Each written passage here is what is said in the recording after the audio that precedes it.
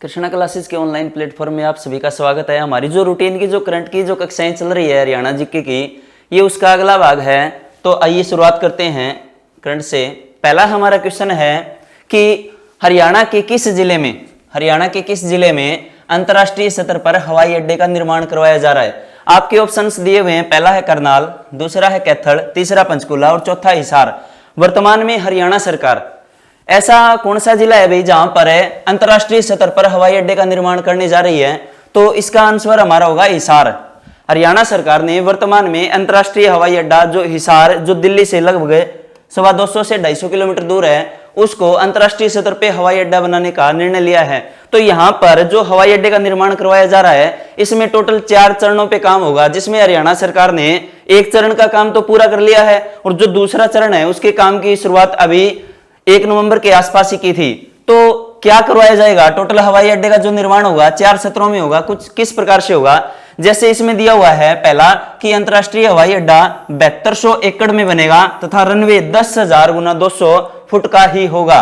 यानी जो रनवे होगा उसकी लंबाई कितनी होगी? 10,000 गुना में 200 फीट लंबा रनवे होगा और 7200 एकड़ में बनाया जाएगा अंतर्राष्ट्रीय हवाई अड्डा। दूसरा इसमें क्या दिया हुआ है कि इसमें घरेलू व अंतर्राष्ट्रीय है जो पैसेंजर्स के लिए अलग अलग रनवे होंगे। यानी जो उड़ान भरने के लिए जो रनवे बनाए जाएंगे जहां पर एरोप्लेन टेक ऑफ करता है, तो इसके लिए जो रनवे बनाए गए हैं वो अलग अलग से बनाए जाएंगे। घरेलू जो उड़ाने हैं उनके लिए अलग से और अंतर्राष्ट्रीय जो पैसेंजर जो उड़ाने हैं उनके लिए अलग से।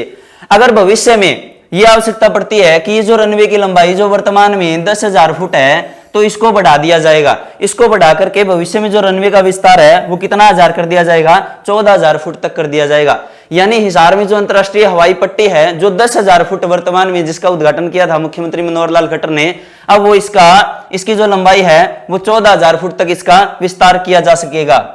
आगे हम इसमें देखते हैं। देखिए इसमें 4 चरणों का जैसे मैंने आपको जिक्र किया था, तो जो पहला चरण है, पहला चरण क्या है, इसमें क्या दिया हुआ है? इसमें दिया हुआ है DGCA, directorate general of civil aviation, जिसे हमें नागरिक उड्डयन मंत्रालय कहते हैं या महानिदेशालय के द्वारा इसको लाइसेंस मिल चुका है। यानी हिसार हवाई अड्डा है, इसको क्या मिल चुका है?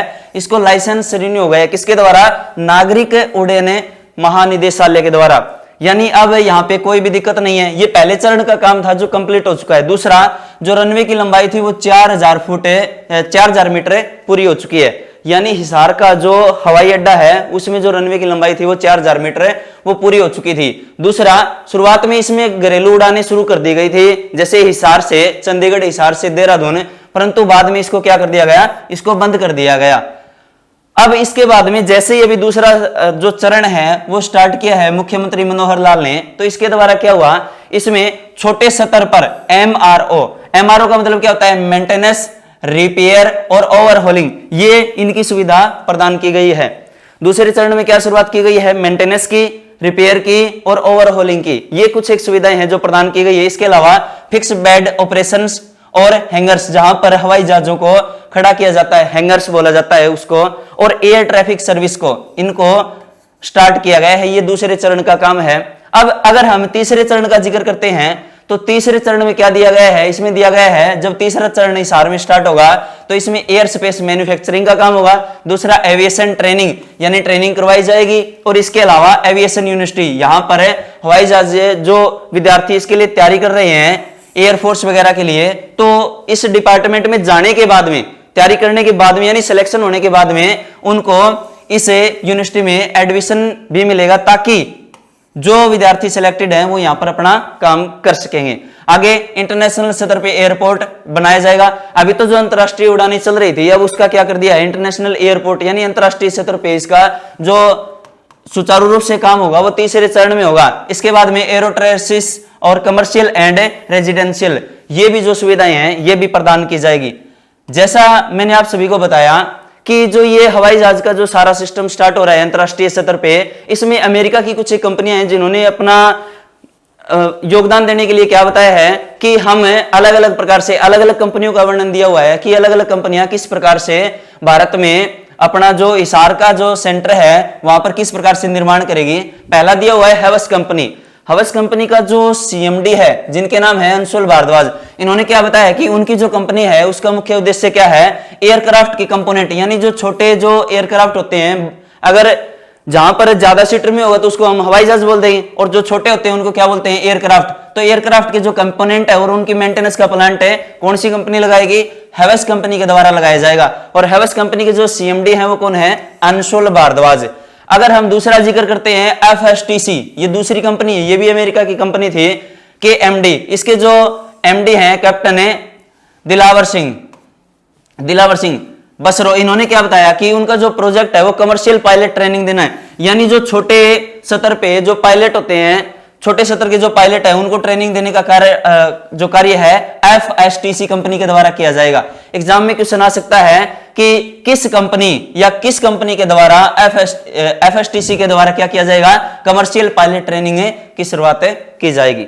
आगे हम इसमें तीसरा जिक्र करते हैं, जैसे ब्लू सिनर्जी, ये भी एक कंपनी का नाम है, इसका जो एमडी है वो है नीलू खत्री। नीलू खत्री ने क्या बताया कि उनकी कंपनी का उद्देश्य एविएशन के क्षेत्र में ग्रुप सी व ग्रुप डी को नौकरी देने के लिए जरूरी जो कोर्स है उसकी ट्रेनिंग दी जाएगी। यानी एयरफोर्स के लिए जो ग्रुप डी और ग्रुप सी की जो भर्तियां होगी, उनके जो सदस्य भर्ती होने के बाद में जो सदस्य आते हैं उनको जो जरूरी जो कोर्स के लिए जो ट्रेनिंग दी जाएगी वो ब्लू सिनर्जी कंपनी के द्वारा दी जाएगी। और इसका जो एमडी है, एमडी कौन है, नीलू खत्री। चौथा इसमें दिया हुआ है एयर टैक्सी, ये भी एक कंपनी है अमेरिका की, के एमडी कैप्टन वरुण सियाग ने क्या बताया है कि उनकी कंपनी के पास 3 सीटर से लेकर 9 सीटर तक के जहाज हैं, यानी 3 सीटर का भी जहाज है और 9 सीटर का भी जहाज है, जो हिसार से देहरादून और चंडीगढ़, यानी हिसार से देहरादून और हिसार से चंडीगढ़ तक की उड़ान के लिए शुरू करने को तैयार है। ये कंपनियां थी। इसके बाद में एक कंपनी और भी आगे जिसका हम जिक्र करते हैं, ये है America Bharat aviation corporation programme. ये भारत और अमेरिका के बीच में एक इकट्ठा एविएशन प्रोग्राम हुआ था जिसका नाम दिया गया था America Bharat aviation corporation programme. इसके द्वारा इसका जो एमडी था संदीप बैल ने मुख्यमंत्री को अवगत करवाया कि अमेरिका की जो टोटल 30 बड़ी कंपनियां हैं उनके द्वारा हरियाणा में अपना प्रोजेक्ट स्थापित किया जाएगा। अगर मैं हरियाणा का जिक्र करता हूं कि हरियाणा में अगर हवाई पट्टी का जिक्र किया जाए कि अंतरराष्ट्रीय स्तर पे कहां है, तो हिसार में बनने जा रही है। इसके अलावा प्रदेश में 4 और भी नई हवाई पट्टियां हरियाणा सरकार बनाएगी। तो इसमें पहला है वो है करनाल, दूसरा है पिंजौर पंचकुला में, तीसरा भिवानी और चौथा नारनौल महेंद्रगढ़ में। अगर मैं इन चारों का जिक्र करूं तो यहां पर हरियाणा सरकार 5000 फुट रनवे बनाएगी, 5000 फीट एक पट्टी लगाएगी।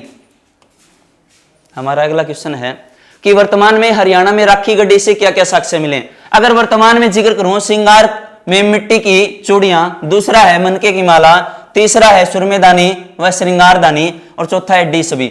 वर्तमान में हरियाणा स्थल का जो राखी गड्डी स्थल है उसकी खुदाई करवाई गई, तो उसकी खुदाई के दौरान ये सारी चीजें हमें मिली है। राखी गड्डी का अगर मैं जिक्र करता हूं तो राखी गड्डी हिसार में स्थित है। हड़प्पा कालीन सभ्यता का स्थल, हड़प्पा कालीन सभ्यता का स्थल आज से 5000 साल पहले का है। हड़प्पा सभ्यता के स्थल को हम हड़प्पा सभ्यता या सिंधु घाटी की सभ्यता भी कह सकते हैं। क्या कह सकते हैं? सिंधु घाटी की सभ्यता। क्या है सिंधु घाटी की सभ्यता?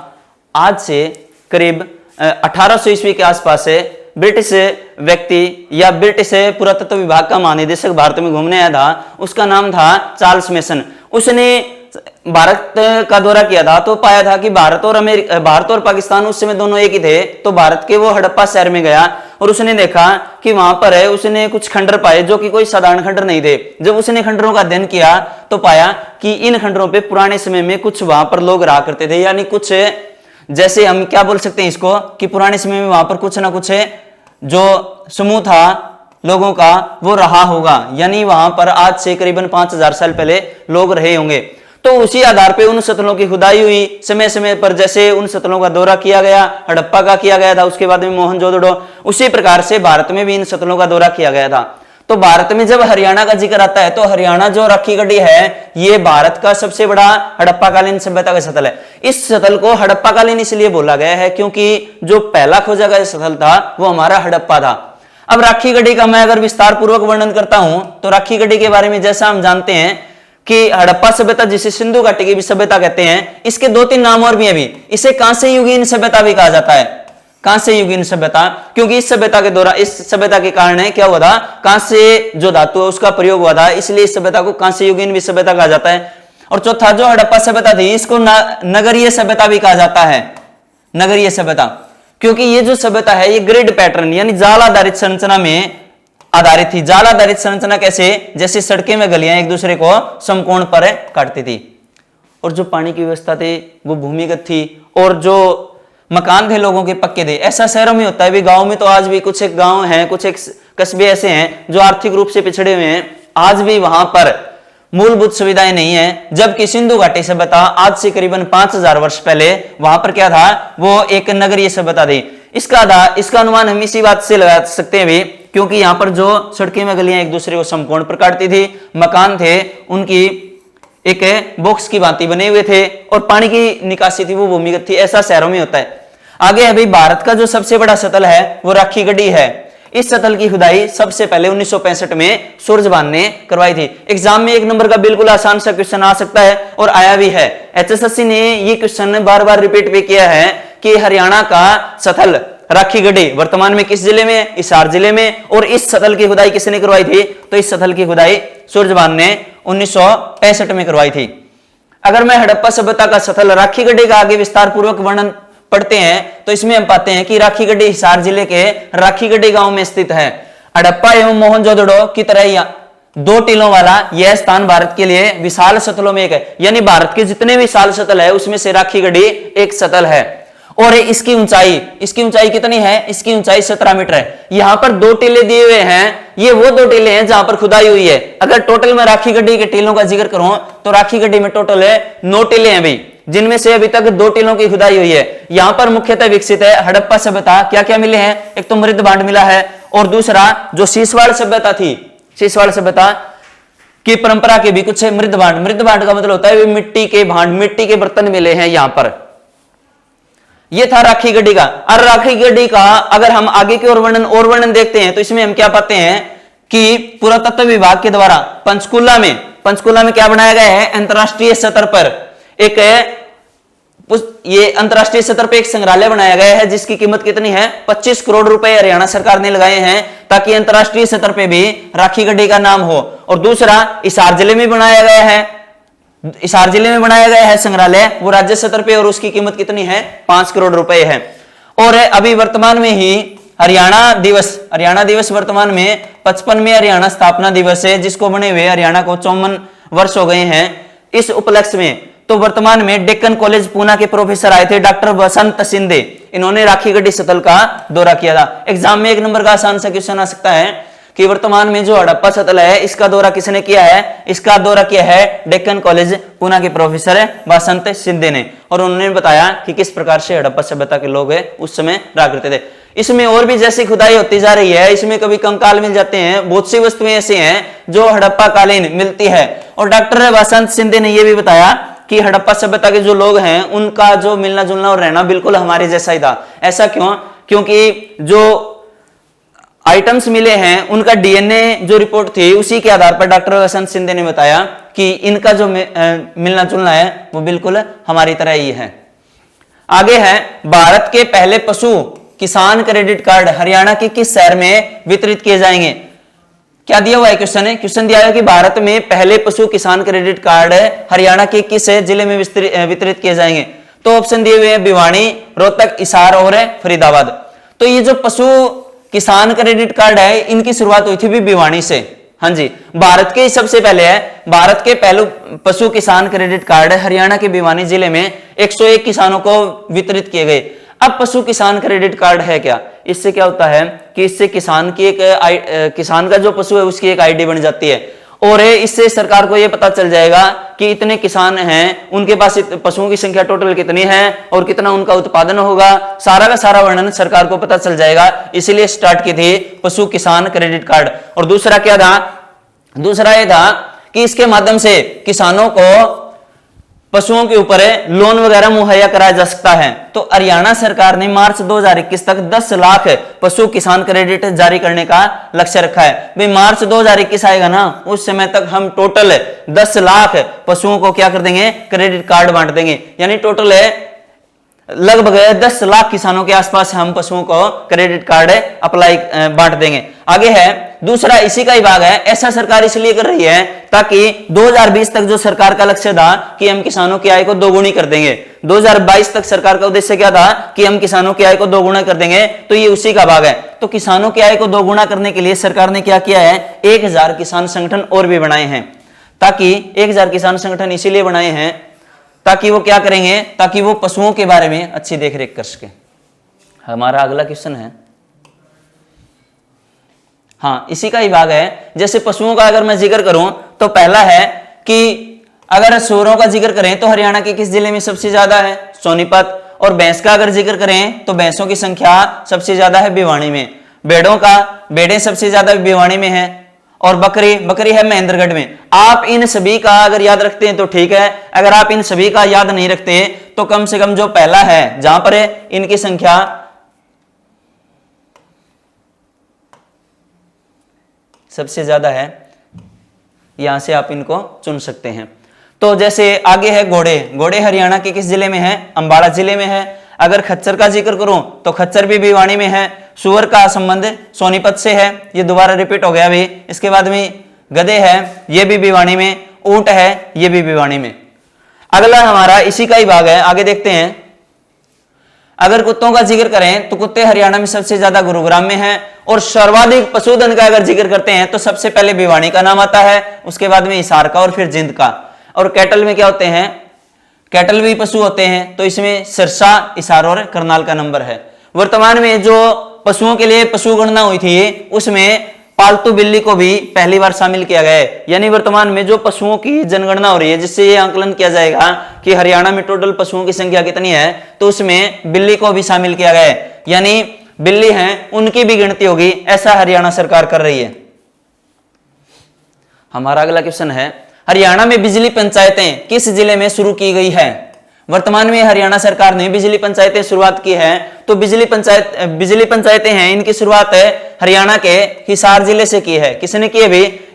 वर्तमान में हरियाणा के बिजली तथा नवीन एवं नवीकरणीय ऊर्जा मंत्री रणजीत सिंह ने 2020 में हिसार जिले में बिजली पंचायतें लगाने की शुरुआत की है, ताकि जो बिजली की शिकायतें हैं वो कम हो और जहां जहां बिजली नहीं पहुंच रही। वैसे वर्ष 1970 में बंसीलाल सरकार ने हरियाणा के प्रत्येक गांव तक बिजली पहुंचा दी, लेकिन अब भी जैसे डाणियों में बिजली की सुविधा है वो नहीं पहुंच पा रही।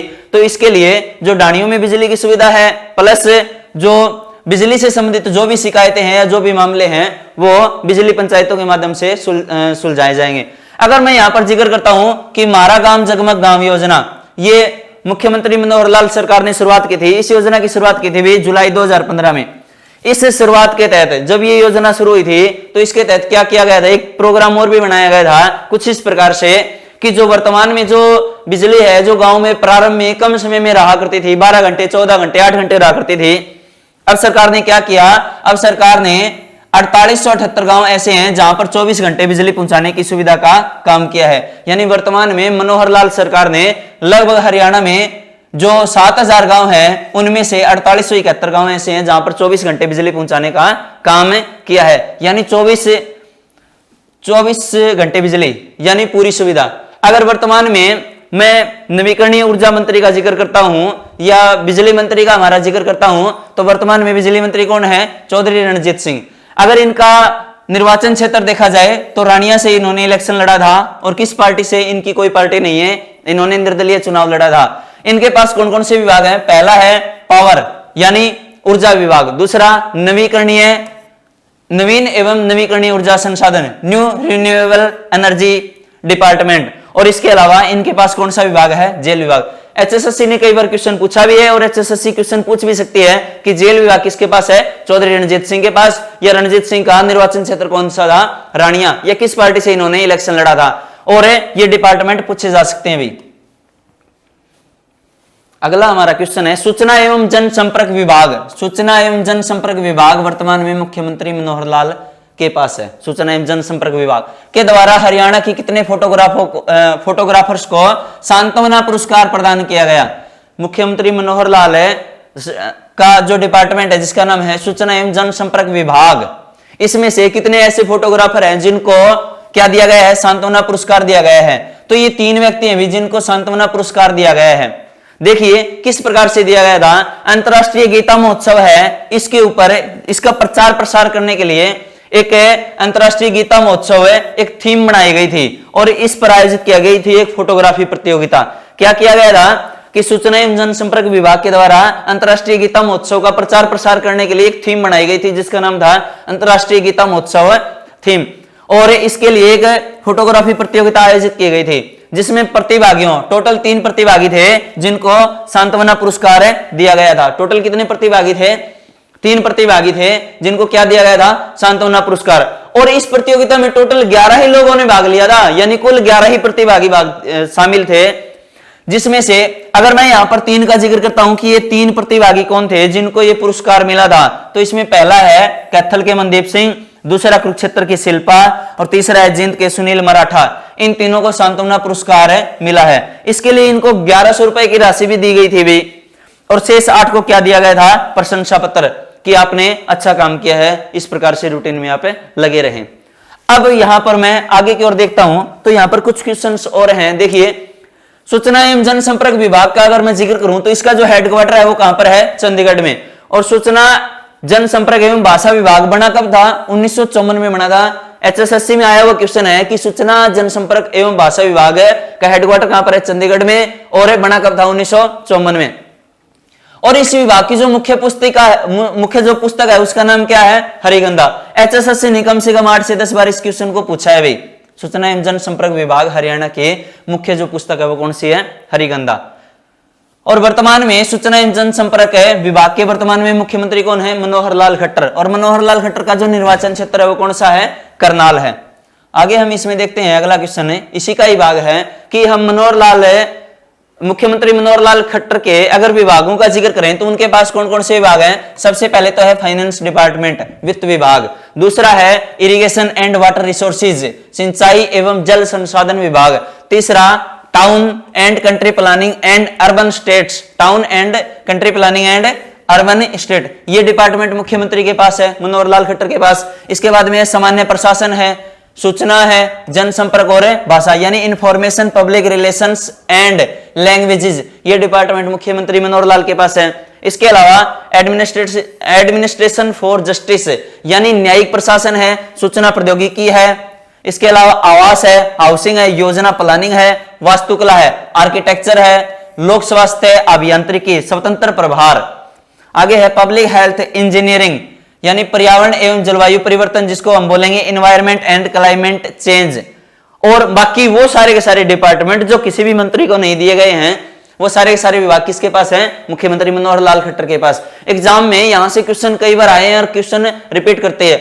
तो यहां पर अगर मैं वित्त मंत्रालय का जिक्र करूं, फाइनेंस डिपार्टमेंट का जिक्र करूं, तो फाइनेंस हरियाणा के ये पहले मुख्यमंत्री है जिनके पास है वित्त विभाग रहा है। इससे पहले ऐसा कोई मुख्यमंत्री नहीं था भी जिसके पास है वित्त विभाग रहा हो यानी फाइनेंस डिपार्टमेंट रहा हो। इसके अलावा सिंचाई एवं जल संसाधन, इरिगेशन और ये बाकी सारे डिपार्टमेंट है मुख्यमंत्री मनोहर लाल खट्टर के पास है। आगे हमारा अगला क्वेश्चन है, देखिए हरियाणा सरकार द्वारा आतंकवाद निरोधक बल का क्या नाम दिया गया है। यानी हरियाणा सरकार ने आतंकवाद को रोकने के लिए एक बल बनाया था, तो इस बल का नाम क्या है, इस बल का नाम रखा है कवच। और यहां पर 2 नाम और भी दिए हुए हैं, जैसे एक नाम है वज्र और एक है प्रहार। अगर मैं दोनों को इकट्ठा कर दूं, कुछ इस प्रकार से बनाऊं वज्र प्रहार, तो ये एक एक्सरसाइज है, एक सैन्य अभ्यास है जो भारत और अमेरिका के बीच में होता है। वर्तमान में जो ये सैन्य अभ्यास था, इसका जो 10वां संस्करण था वो 14 अक्टूबर को हुआ था। हाँ जी, वज्र प्रहार एक सैन्य अभ्यास है जो भारत और अमेरिका के बीच में प्रतिवर्ष होता है। तो इसका जो 10वां संस्करण था वो कब हुआ था, 14 अक्टूबर को हुआ था। और ये जो कवच का नाम दिया हुआ है, ये आतंकवाद है यानी आतंकवाद निरोधक बल, टेररिज्म, ATF बोला जाएगा इसको, ATF यानी एंटी टेररिज्म फोर्स, आतंकवाद निरोधक बल का नाम दिया गया है। तो किसके द्वारा बनाया गया था, हरियाणा के मुख्यमंत्री के द्वारा बनाया गया था। इसका नाम है भी ATF, ठीक है, जिसका नाम क्या रखा गया है, कवच रखा गया है। कवच नाम का यह राज्य की वर्तमान सुरक्षा, जैसे कि आप सभी को पता है भी आतंकवाद निरोधक बल है, तो ये क्या काम करेगा, ये जो वर्तमान में जो हमारे राज्य के अंदर जो चुनौतियां चल रही है, आतंकवादी गतिविधियां हैं या कुछ इस प्रकार से, जिससे राज्य की आंतरिक सुरक्षा को कोई खतरा हो तो उसको रोकने के लिए क्या बनाया गया है, ये एटीएफ बनाया गया है, यानी सुरक्षा चुनौतियों का सामना करेगा। इससे क्या होगा, इसमें हरियाणा पुलिस के जो जवान है उनको शामिल किया जाएगा और किसके द्वारा इनको प्रशिक्षण दिया जाएगा, एनएसजी, नेशनल सिक्योरिटी गार्ड, राष्ट्रीय जो सुरक्षा गार्ड्स हैं इनके द्वारा क्या किया जाएगा, इनको प्रशिक्षण किया जाएगा, प्रशिक्षित किया जाएगा भाई। और वर्तमान में अगर मैं कवच का जिक्र करूं, कवच नामक जो सुरक्षा बल है इसका हेडक्वार्टर कहां है, इसका हेडक्वार्टर गुरुग्राम में। तो हरियाणा का जो गुरुग्राम और जो फरीदाबाद है, जहां पर जनसंख्या इन दो जिलों के अंदर, प्रॉपर शहरों के अंदर जनसंख्या ज्यादा है, तो वहां पर इस प्रकार की कुछ गतिविधियां होने की ज्यादा संभावना है। तो उन गतिविधियों को रोकने के लिए सरकार ने एटीएफ का गठन किया है। एटीएफ में कुल कितने जवान होंगे, 150 जवान होंगे, जिनका प्रशिक्षण कहां पर दिया जाएगा, जिनका प्रशिक्षण मानेसर में दिया जाएगा। तो इसमें कुल कितने जवान हैं, इसमें कुल 150 जवान होंगे और उनका प्रशिक्षण मानेसर यानी गुरुग्राम में दिया जाएगा। ये थे हमारे करंट के क्वेश्चन। ठीक है, नेक्स्ट वीडियो में हम मिलते हैं कुछ नए क्वेश्चंस के साथ। Thank you.